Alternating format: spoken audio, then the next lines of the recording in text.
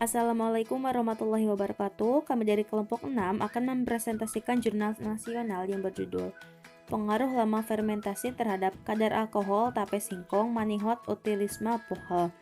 Perkenalkan, kami dari kelompok 6 dengan anggota Rahmat Hidayatullah, Muhammad Syaiful Ramdan, Nida Pesona Ilahi, Tasyaul Komarullah, dan Wina Rahayu. Oke, bismillahirrahmanirrahim. Saya Muhammad Saiful Ramdan dengan NIM 118206074. Di sini saya akan menjelaskan tentang pendahuluan dan tujuan dari jurnal tersebut. Pertama, untuk pendahuluan, tape adalah produk yang dihasilkan dari proses fermentasi, di mana terjadi suatu perombakan bahan-bahan yang tidak sederhana. Zat pati yang ada di dalam bahan makanan diubah menjadi bentuk yang sederhana, yaitu gula, dengan bantuan suatu mikroorganisme yang disebut ragi atau hamir. Ragi tape adalah bahan yang dapat digunakan dalam pembuatan tape, baik dari singkong dan beras ketan. Ragi tape merupakan populasi campuran yang terdiri dari spesies-spesies genus Aspergillus, Saccharomyces, Candida, Hansenula, dan bakteri Acetobacter. Ini menurut Dwi Soputro dalam Taringan pada tahun 1988. Nah, hamir merupakan fungi bersel tunggal sederhana, kebanyakan bersifat saprobtik dan biasanya terdapat dalam tumbuh-tumbuhan yang mengandung karbohidrat. Hamir dapat diisolasi dari tanah yang berasal dari kebun anggur, kebun buah-buahan, dan biasanya hamir berada di dalam cairan yang mengandung gula, seperti cairan buah, madu, sirup, dan sebagainya. Bentuk sel hamir biasanya bulat, oval, dan biasanya tidak mempunyai flagela. Pada umumnya, hamir berkembang biak dengan bertunas, membelah diri, dan pembentukan spora. Ini menurut Wanto pada tahun 2004. Reaksi yang terjadi dalam fermentasi alkohol adalah sebagai berikut ya.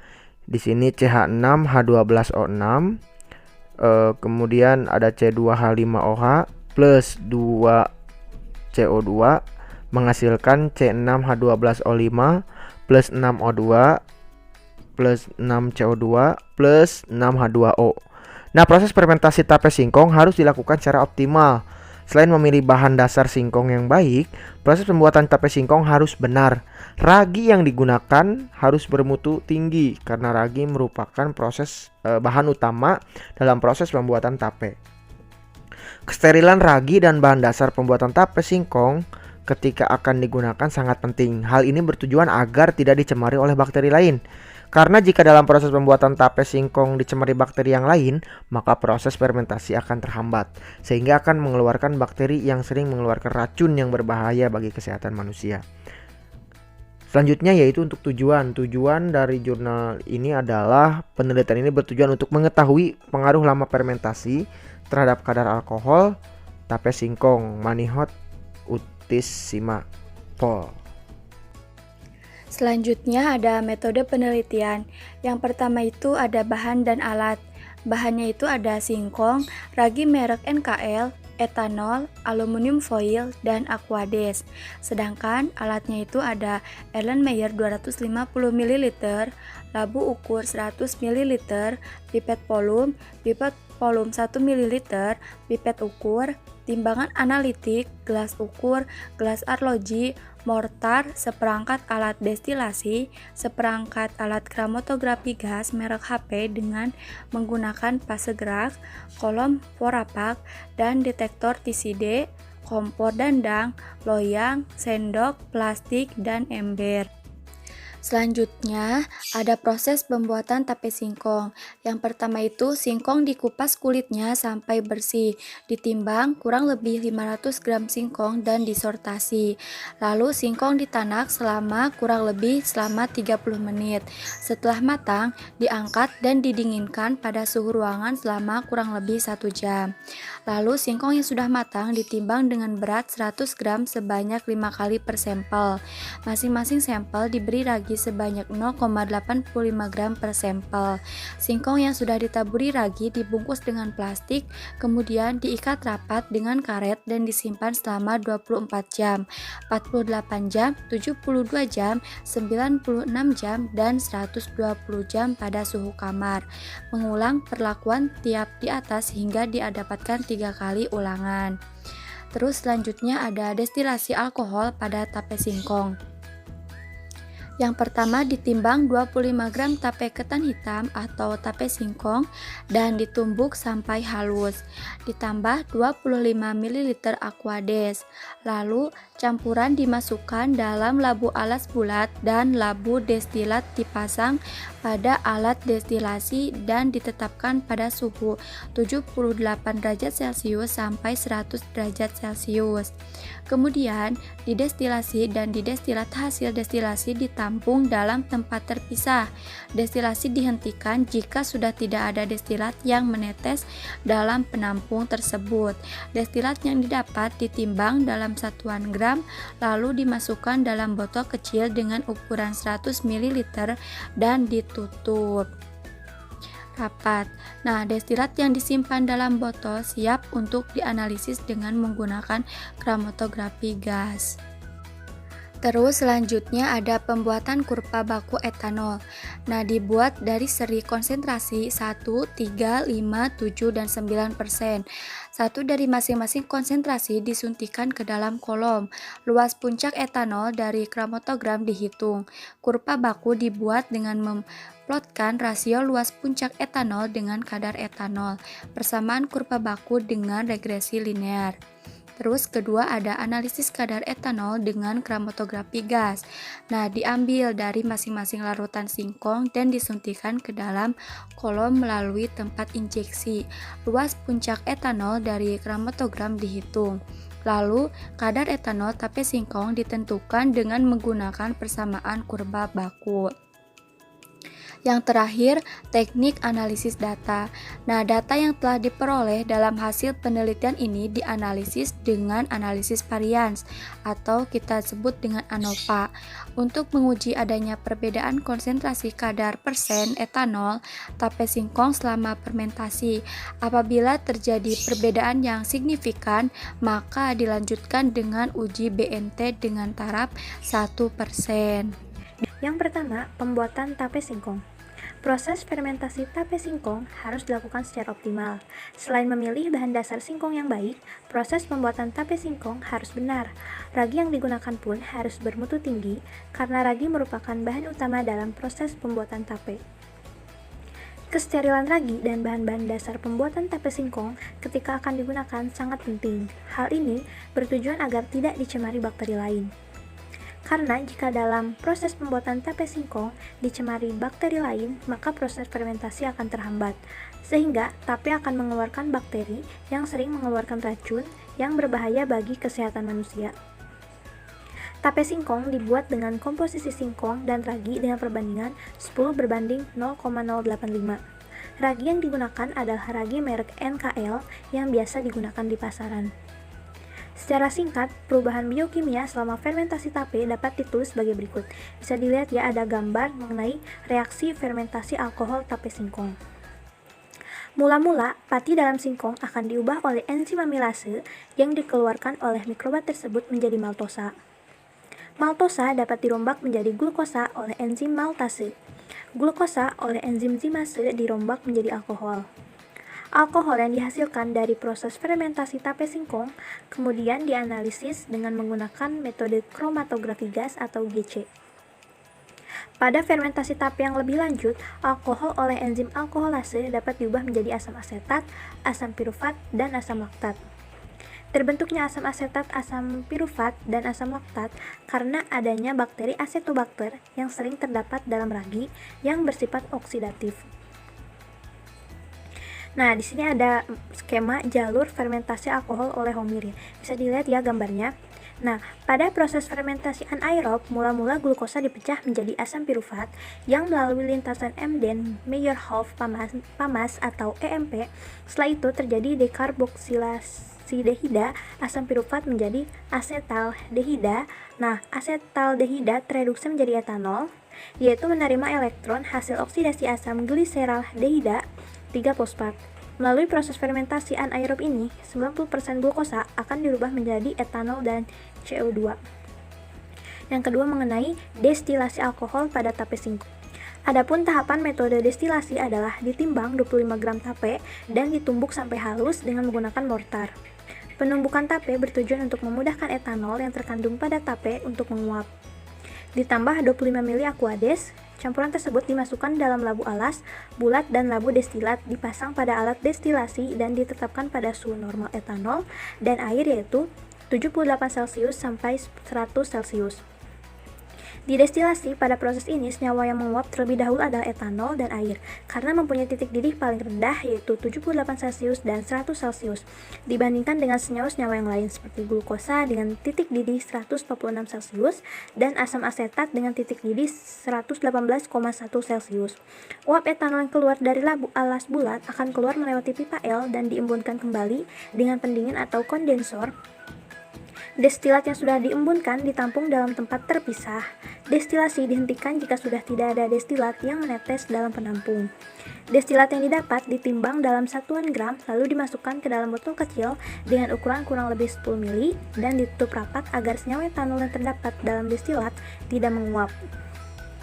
Dilakukan proses selanjutnya dengan menganalisis sampel yang berupa etanol tersebut dengan menggunakan metode kromatografi gas atau GC, dengan tujuan untuk mengetahui kadar etanol pada tape singkong.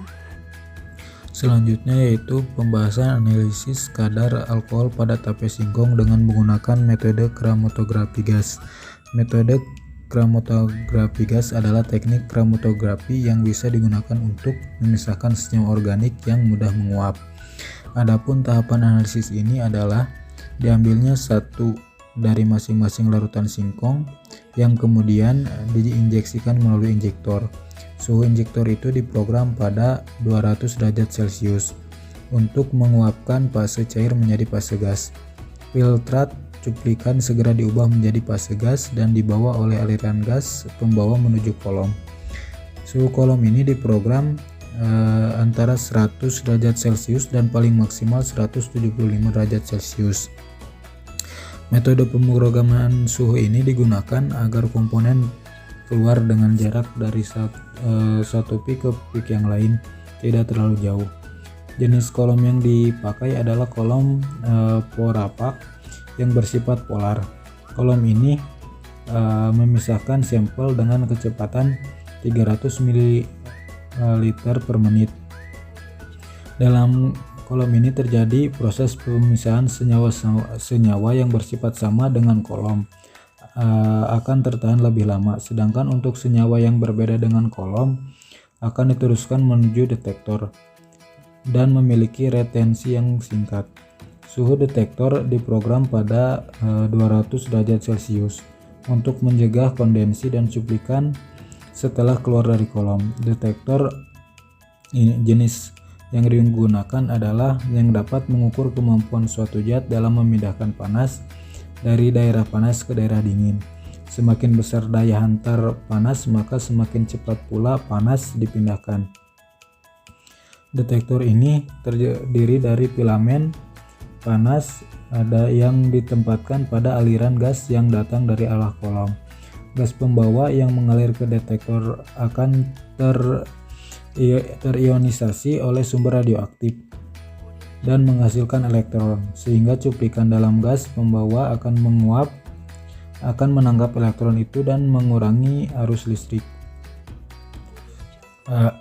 Selanjutnya akan membahas terkait dengan pengaruh lama fermentasi terhadap kadar alkohol tape singkong, yang mana berdasarkan hasil analisis sampel ini diperoleh kadar etanol tertinggi pada fermentasi selama 120 jam, yakni 11,811%, sedangkan pada fermentasi 24 jam kadar etanol sebesar 0,844%. Hasil analisis kadar etanol tape singkong menunjukkan kenaikan seiring dengan lamanya waktu fermentasi. Dari hasil penelitian ini diketahui kadar etanol tertinggi itu pada hari kelima, yaitu fermentasi berlangsung 120 jam. Yang menurut Prescott dan Daun dalam Lailatul ini menunjukkan bahwa adanya pengaruh lama fermentasi terhadap kadar etanol dalam tape, di mana dalam selang waktu 1-7 hari kadar etanol dalam tape terus meningkat, sedangkan setelah 7 hari kadar etanol dalam tape menurun. Hal ini dikarenakan pada hari ke-7 memasuki fase stasioner. Dalam fase ini jumlah mikroba yang hidup sebanding dengan jumlah mikroba yang mati. Dengan demikian semakin berkurang jumlah nutrisi dan substrat sehingga akan semakin menurun dan tidak mampu memproduksi alkohol. Adapun kurva pertumbuhannya itu menunjukkan pertumbuhan yang mula-mula lambat lalu cepat dan akhirnya melambat saat mendekati nilai tertentu. Pada waktu 0 ke 4 mengalami fase adaptasi untuk menyesuaikan dengan substrat dan kondisi lingkungan di sekitarnya. Pada waktu ke-7 sampai 11 hari mengalami proses membelah dengan kecepatan masih rendah karena baru selesai penyesuaian diri. Fase ini disebut fase pertumbuhan awal. Pada waktu 11 sampai 42 membelah dengan cepat dan konstan. Pada waktu ini jumlahnya itu meningkat dengan kecepatan eksponensial. Fase ini disebut fase logaritmik. Pada fase 43 sampai 148 memasuki fase stasioner, di mana fase ini jumlah mikroba yang hidup sebanding dengan yang mati. Dengan demikian berkurangnya jumlah nutrisi dan substrat sehingga akan semakin menurun dengan bertambahnya waktu. Lalu selanjutnya ada analisis hasil penelitian dalam perspektif Islam. Allah menciptakan kenikmatan makanan dan minuman tidak lain supaya kita bersyukur atas segala nikmat Allah. Seperti dalam surat Al-Maidah ayat 88 yang mengandung arti bahwa Allah mengharuskan hambanya untuk memakan makanan yang halal dan thayyib atau baik. Untuk mengenai minuman disebutkan dalam surat Al-Maidah ayat 90-91. Ayat di atas menjelaskan dengan tegas bahwa Islam memandang makanan dan minuman yang mau membukaan dikategorikan sebagai makanan dan minuman yang haram untuk dikonsumsi.